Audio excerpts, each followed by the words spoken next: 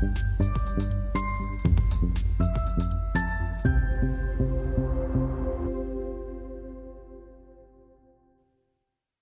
human population has evolved over millions of years, from the Homo habilis with a population of 1 million to today.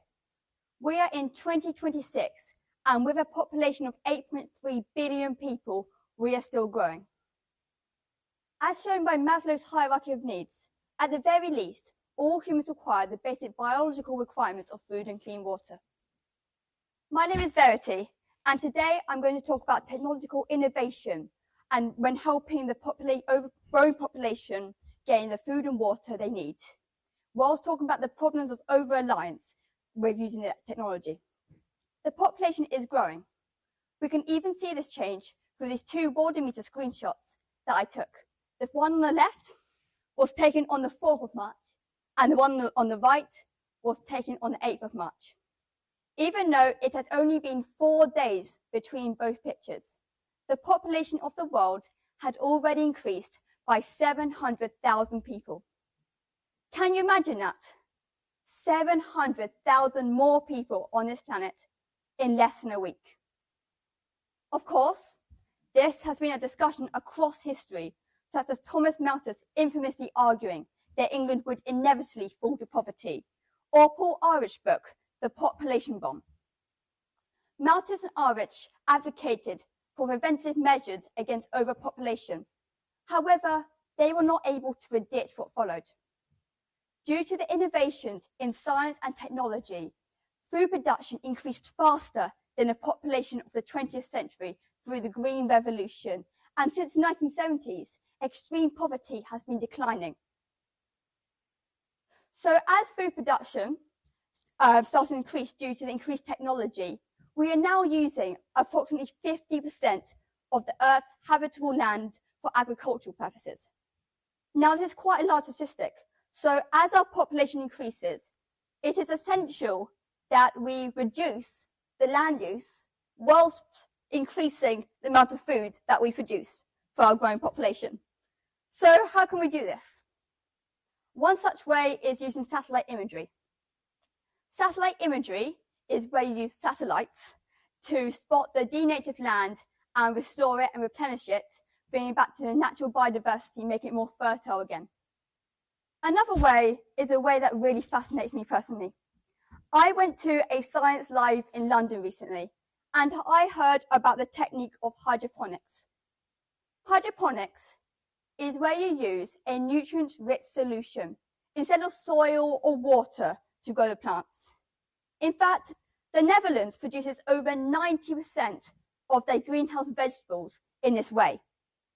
It also, because it is a controlled environment, it helps reduce pesticides, which helps biodiversity, and it is also quicker and faster than agriculturally grown plants.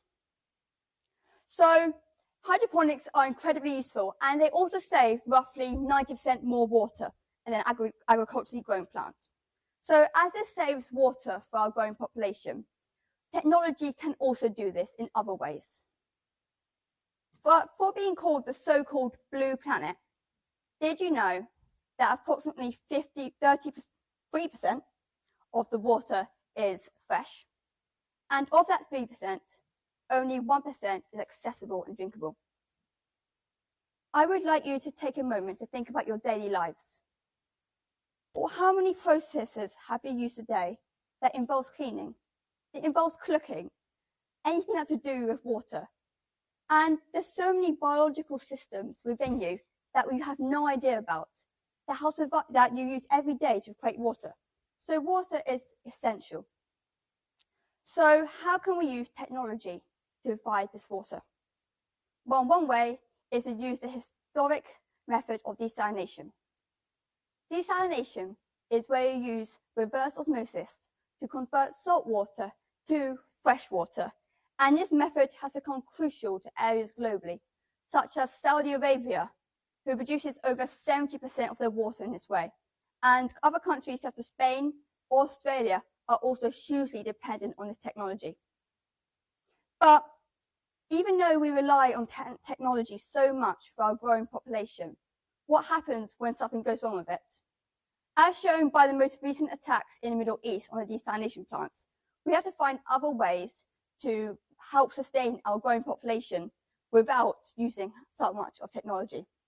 As said by Brian Howell, there is no doubt technology will come up with solutions to specific problems.